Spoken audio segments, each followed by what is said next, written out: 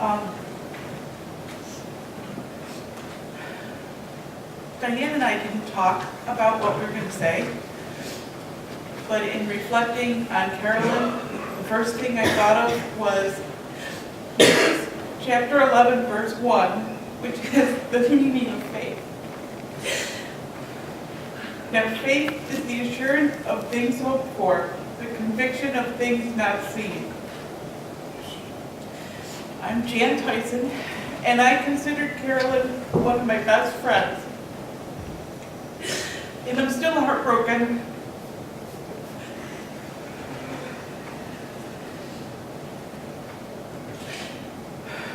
Carolyn wasn't a preacher, but God used her, just as God uses them, as we're all used. As a copy editor, her wisdom, experience, and insight were traits that her book clubs valued and cherished. As a mother, she loved raising and later on sharing the news of her children, as well as Bill's children, that she considered hers too. And as a wife, I know she loved Bill deeply and enjoyed every moment of the time they had together, whether they were working, traveling, or staying home. She shared stories of all members of her family so often. Family was a big part of Carolyn's life.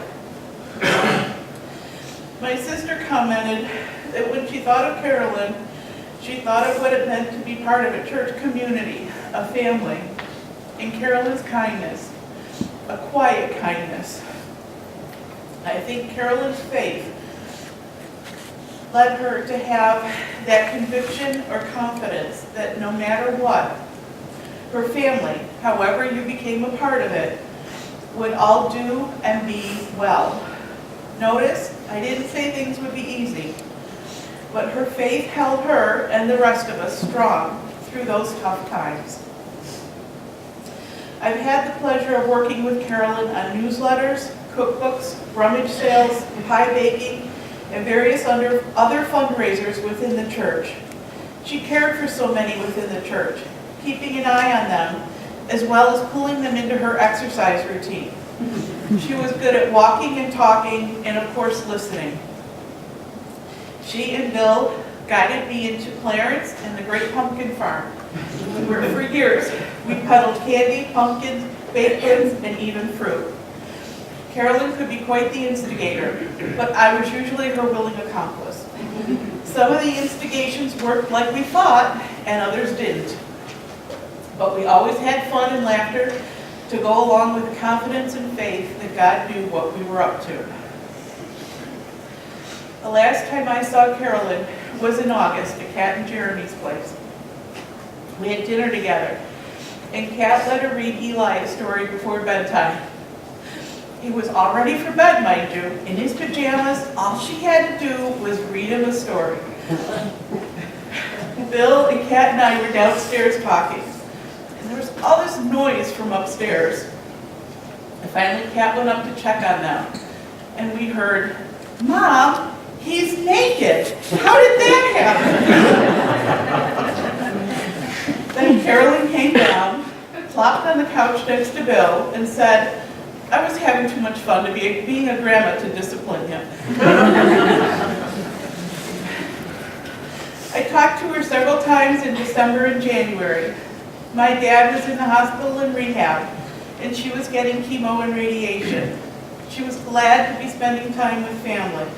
She was upbeat and very excited about the baby on the way. I wanted to visit with her and the rest of the family in January, but I had a cold, and someone at Macaulay in the wing that my dad was in had been tested positive for the flu. And so Carolyn and I decided that with her immune system, even though I had a mask, it was best to wait for another time to visit. We both thought there would be one.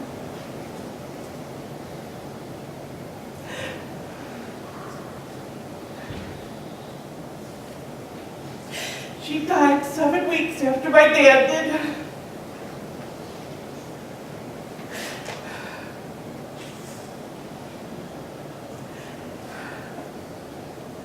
I empathize with Bill, and that Dad was one Bill would have turned to in his grief, and Carolyn was one I would have turned to in mine. I also know that there were no regrets. We both knew that we loved each other and would be there as much as we could for each other. It takes a village to get through this life. Grand Island, this church, the Ayler, DiLorenzo, McKibben family are all part of my village. My village has taken quite a few hits so far this year, and it really sucks. But Dad and Carolyn gave us good examples. None of us are alone. We're all in this together, and even if no one is standing next to us, faith means we're not alone. We don't need to see one another. We have the conviction to know that we aren't alone. At a funeral on Wednesday, the priest commented that the pain felt today reflects the love we felt when she was alive. The greater the pain, the greater the love. Sometimes I fuss at myself when I'm crying, but then I hear my dad telling me, "You cry, it's what you do." I miss Carolyn, and life won't be the same. But faith means I can wipe a tear and put one foot in front of the other and keep moving forward. It's what she would want us to do. It's what she would do. I want to close with some of the words in the song Supermarket Flowers by Ed Sheeran. Ed Sheeran, Johnny McDade, and Benjamin Joseph Levine wrote the song. My sister and I were listening to the song a few weeks ago and decided the words fit. I'm adding a word to it though. Hallelujah. You were an angel in the shape of my mom, my friend. You got to see the person I have become. Spread your wings and know that when God took you back, He said, Hallelujah, you are home.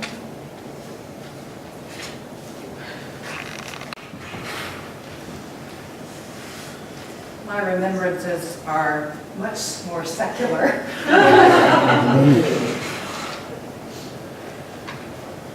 She said her nickname was Flash. Flash. This shy young girl who barely spoke a word, and little did we know. So I believe the phrase, still waters run deep, was probably coined with her in mind.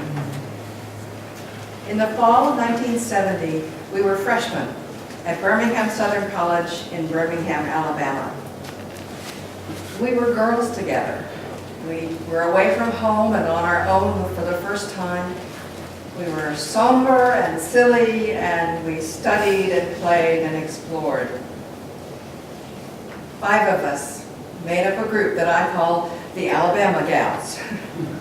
Teeny, Marta, Susie, Carolyn, and me.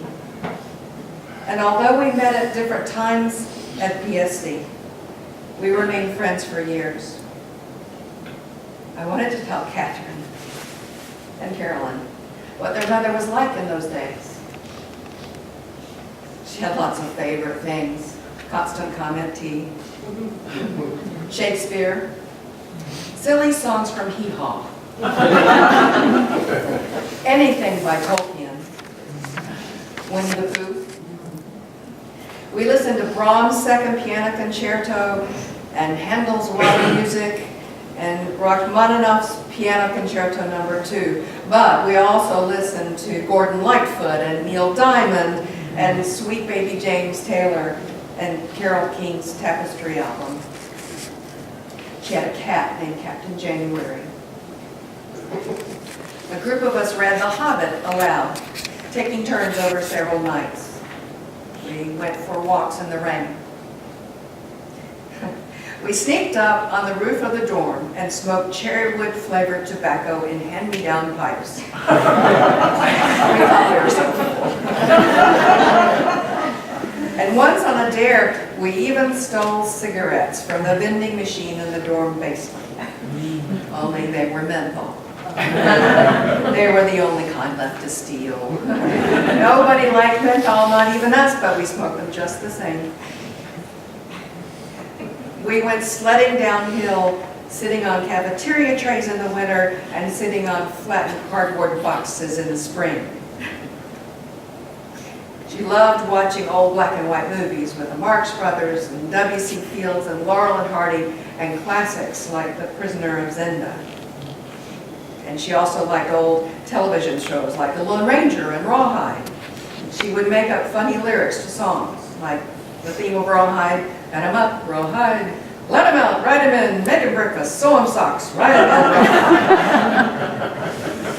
Rawhide." She straightened her hair.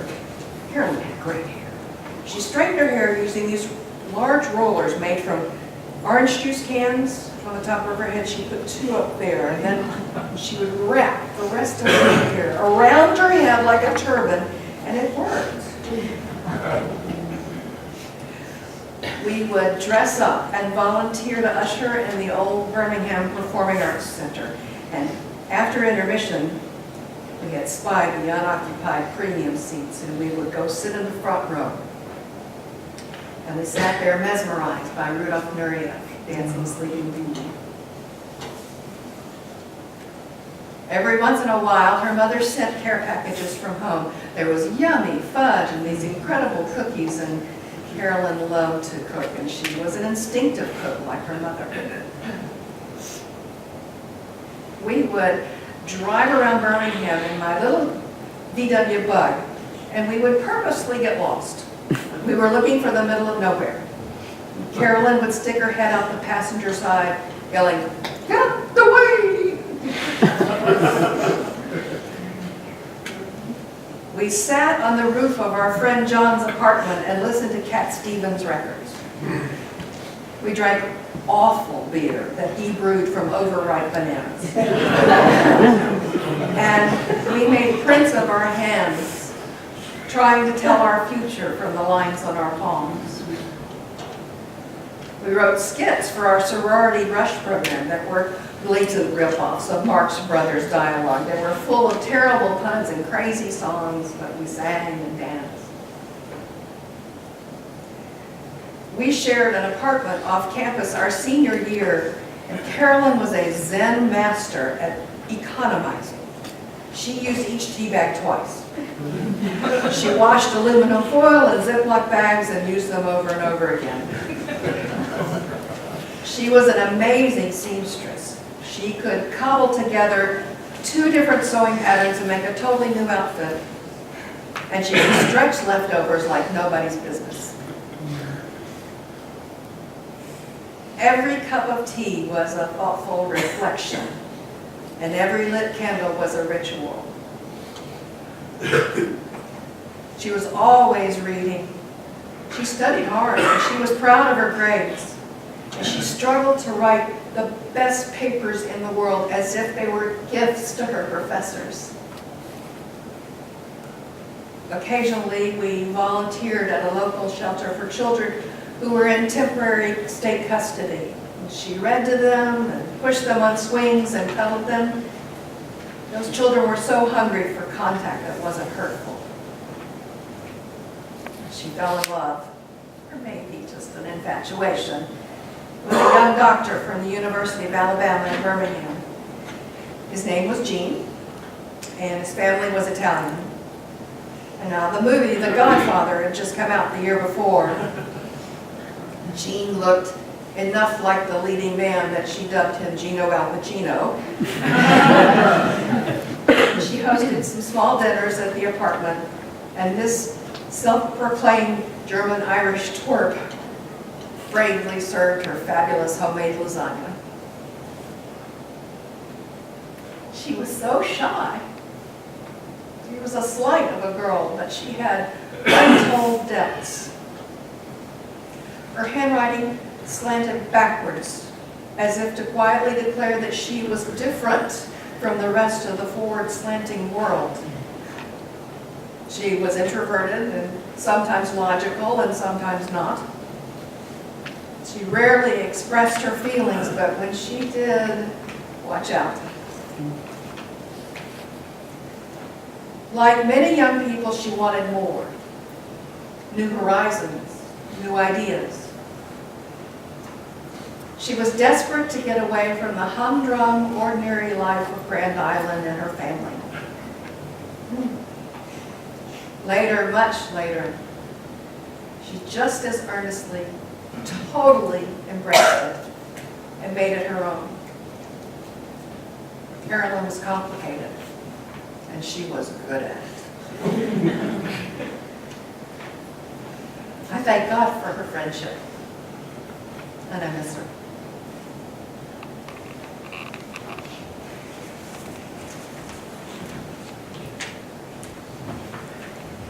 Now we can hear from Jarrell. I hope I'm pronouncing that right, boy.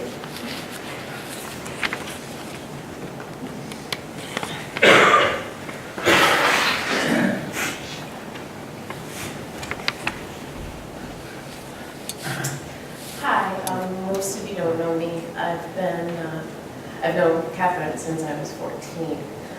And I moved to Germany a very long time ago, over a decade ago. And I really wanted to be here when Carolyn was in hospice in order to show my love and support for her family. But I couldn't make it. If I had, though, there were some things that I wanted to say to her that I only recently realized. So I just want to short and sweetly say them now. Mostly just thank you, Carolyn. I don't think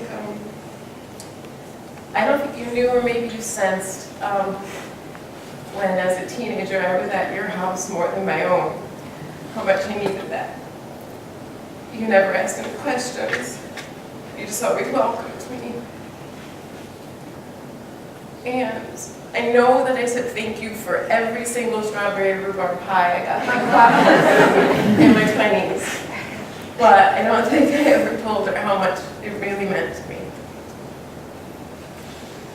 And thank you for every time that I came home to visit, which was only every couple of years, for making a point to see me, to sit down with me at lunch and to catch up. It really meant a lot to me. And lastly, thank you for raising the incredible person that eventually became my best friend, because she wouldn't be who she is without you, and I wouldn't be who I am without her. So thank you very much.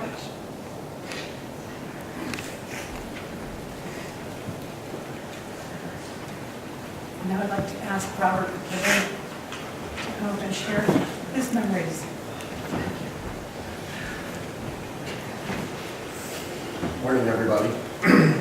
Most of you I haven't got the pleasure of meeting. I'm Bob McKibben. I'm Bill's youngest son. Came out from California yesterday with my daughter Allie here. Should bring my mom a little closer if that's okay. That's fine.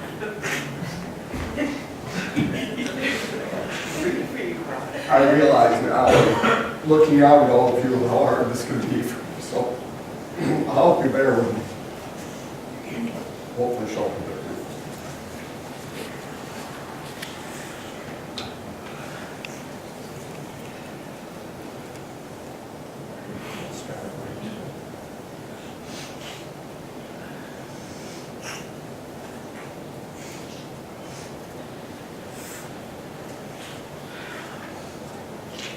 Thank you all for coming. I know some of you have come a long way. In today's world, it seems like it's sometimes hard to put things aside. A lot of people have come a long way to be here today, and we all wanted to be here for her. I know she would appreciate it. I woke up this morning, I looked out over the river outside our hotel room, and I realized that whatever higher power decides the weather certainly knew that today was Carolyn's day as well. It's one of the most beautiful days I've seen on the river here. I met Carolyn back in 1986, shortly after my dad had met her at this church, and they got married.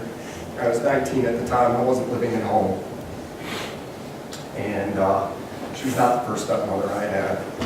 And I didn't know where it was all going to go, so, I didn't really have a lot of expectation of it or that. I met Kat and Carolyn at the wedding or before. Still one of the few people I know in my life that I still remember meeting to this day. And of course, it wasn't long after they got married that I moved to California and kind of got on with my life, so I never really had a chance to live with her, and I didn't know her nearly as well as some of you have in your life at that time.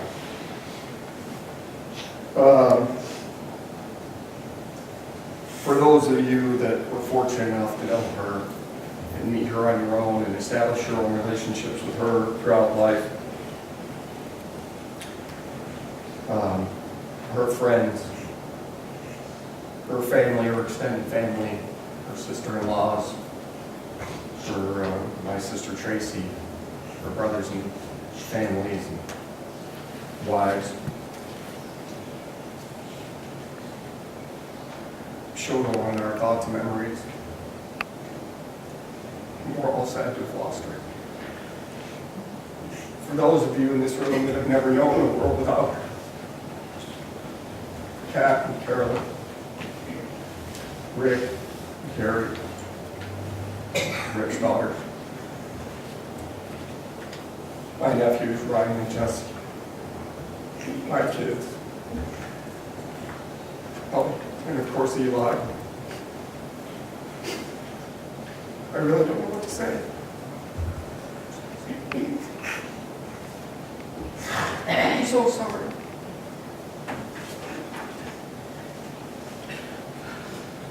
Of course, when I met Carolyn, I didn't just meet Carolyn. I met her parents, Earl and Eleanor, and her entire family. And despite the 2,000 plus miles between us, their unconditional love for me, their never-ending support that quickly just became mom, dad, grandma, grandpa.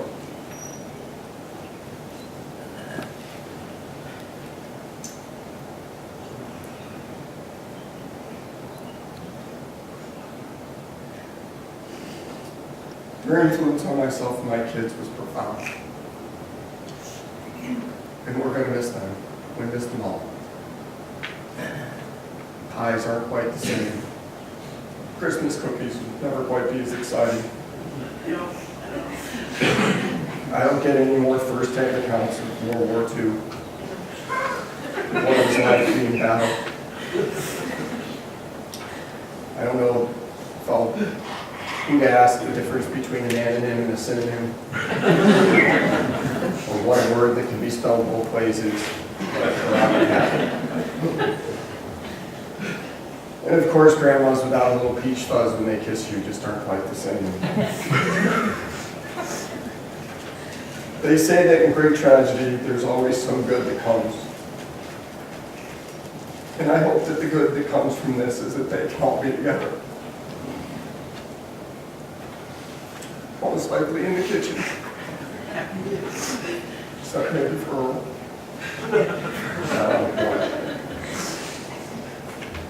When I think about the people that are close to me, my friends and my family, I always try to consider what it is that I like most about them as a person, and how maybe I can find a way to incorporate a little bit of that into myself and how I did it in my own life.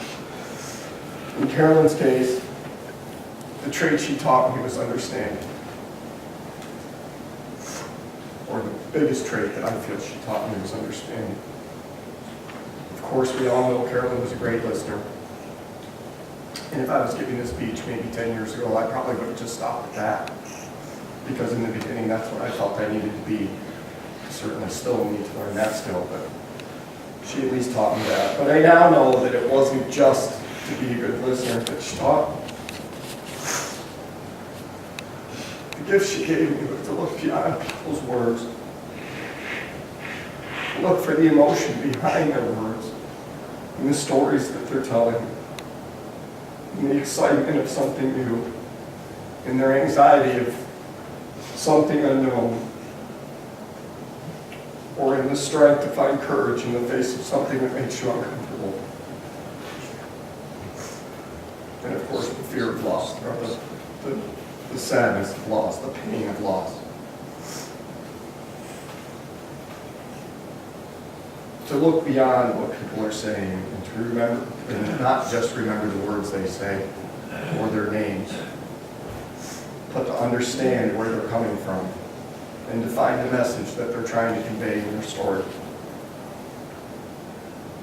Because of these moments, this is when we become human. It's when we truly understand other people. And those are the memories and the thoughts that we cherish as we go through life. I have many happy memories to remember with Carolyn in that area. When Mom was in the hospice, and I was watching Eli play in the family room they had there, I remember how disappointed I was that his sister wasn't going to have a chance to meet her grandmother. And that Carolyn wasn't going to have the chance to meet her. And that she may never know some of the gifts that her grandmother gave to us.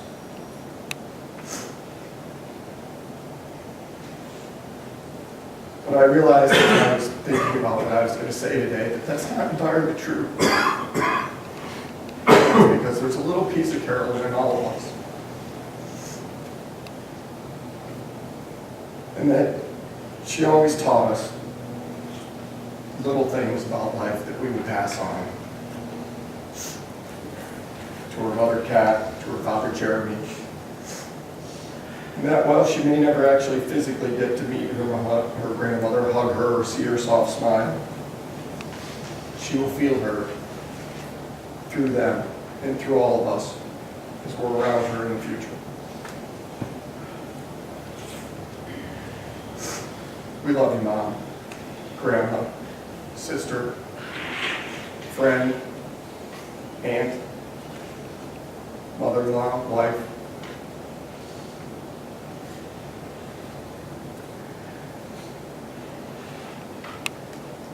And while you're no longer physically here, your influence on who we are and who we will go on to become will be with us forever. Love you, Mom.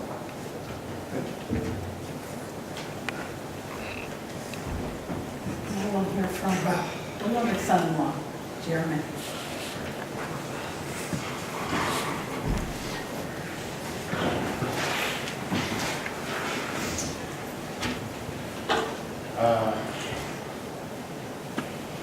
Jeremy, we should have those tissues up here.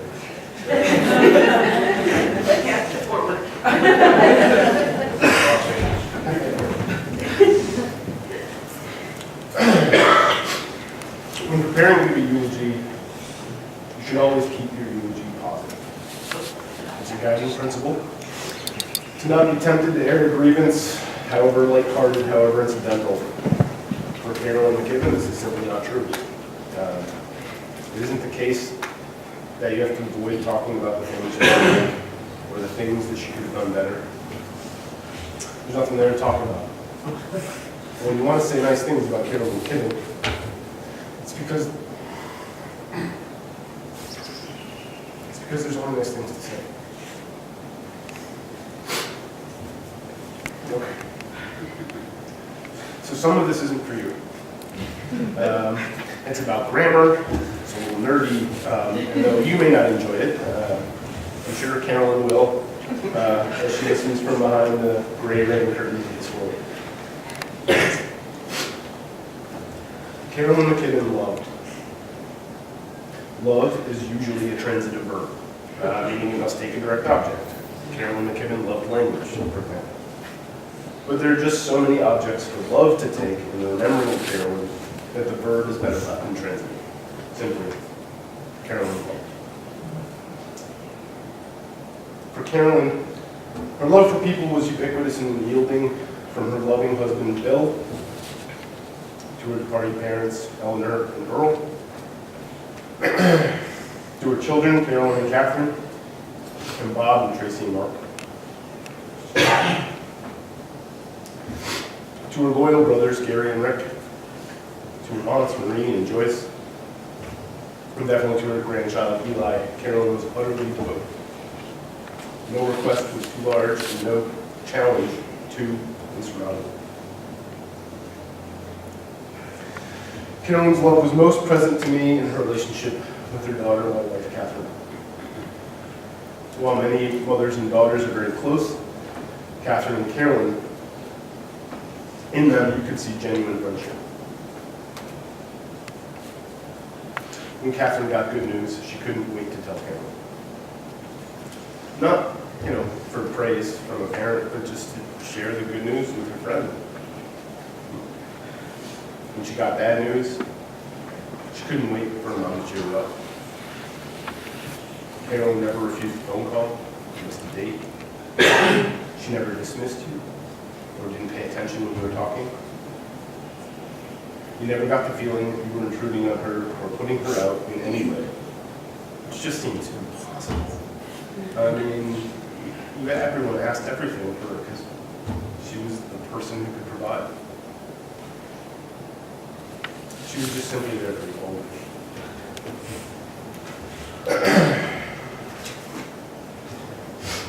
Carolyn gave. Again, that verb is typically transitive, I-transitive actually, taking both direct object and indirect object. But in Carolyn's case, the intransitive version of give is perfectly appropriate. All that you ask, she would give. All that you need, she would provide. When Eli was born, Catherine dislocated her hip and she couldn't walk. The doctors at the hospital missed it and just told Catherine a lot of women are in pain after childbirth. Sent us on our way. And we believed them, so we thought, oh, this will clear up in a day or two. Went back to the house with the new baby and tried to enjoy our new life. And, Catherine didn't get better. She was in agony and she couldn't walk. She ended up not walking for 2 months. But those first few days, I was a new parent and I didn't know what I was supposed to expect, so I was just taking care of everything. And I was taking care of Eli, and I was taking care of Catherine, who was in pain, and doing everything, and I didn't sleep for 3 days, more than about 15 minutes. And, Carolyn and Bill were there when the baby came, and then they left us to have some private time, as you do. And they went to Carolyn's Aunt Marie's house, about 90 minutes away. And they said, you got it? And I said, yeah, we got it, we're fine. They left. Well, about 3 days later, she called and said, are you okay? And, I said, Catherine's sleeping right now, Eli's sleeping right now, and, maybe things are okay. And maybe it was getting better. I don't know if it was something in my voice, maybe the stress, maybe the sound, maybe sound weird after being awake for 96 hours. Carolyn then asked in just a kind of voice that just cut through pleasantries. It wasn't... People ask, are you okay, all the time. And the way she asked me just pierced right through any pride or any airs I was putting on. And I don't know how I said it, but I just said no. I couldn't say it any other way. And she just said okay. 90 minutes later, she was in my house. And she put the three of us to sleep. And, I can't say for sure because you never know how things might have gone. But I think about that time and I feel like she saved somebody's life there because I didn't know how I was going to make it. I didn't know how any of us would. Anyway, so she came, she put us to sleep, and then she stayed for 2 months. Sleeping on the couch in our 700 square foot apartment, which is, with 2 cats. But she stayed there until Catherine could walk again. She stayed away from Bill, away from her life, away from home. that for her daughter, for us. And then Catherine was walking and seeing the physical therapist and getting around, and she said, one day woke up and Carolyn said, yeah, okay, so I think I'm gonna go. And I felt total despair.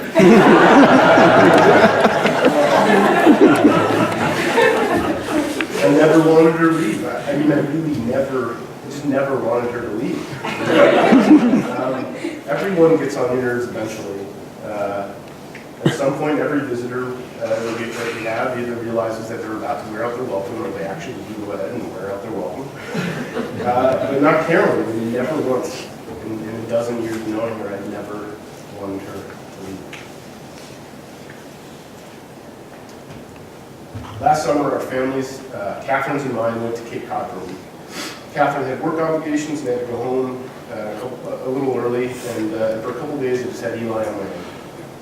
And one day, the whole house was going to go down into Provincetown, it's a busy port town, tip of Cape Cod, and walk around for the day.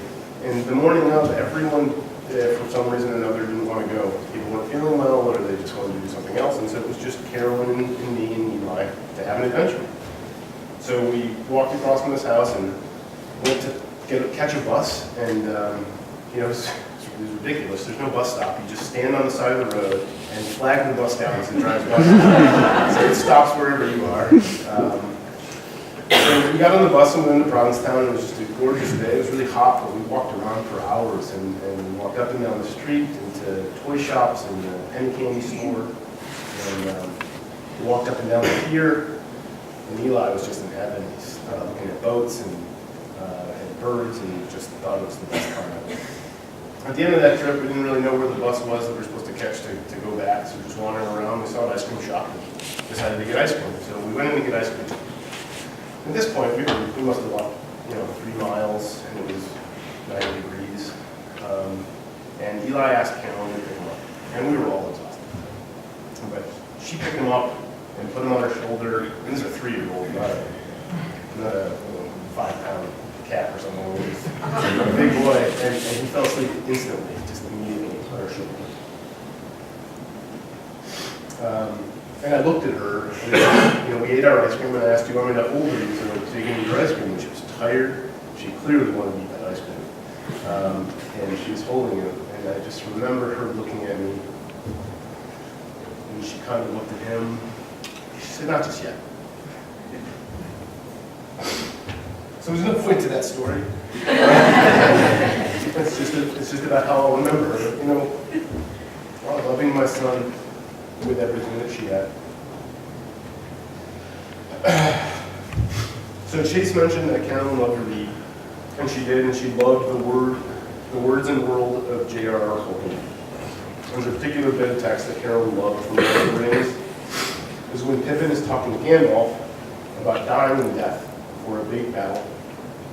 Pippin asks Gandalf if this is the end, and Gandalf responds, "End? No, the journey doesn't end here. Death is just another path, one which we all must take." The gray and radiant curtain of this world rolls back and all turns to silver glass. And then you see it, white shores, and beyond, a far green country under a swift sunrise.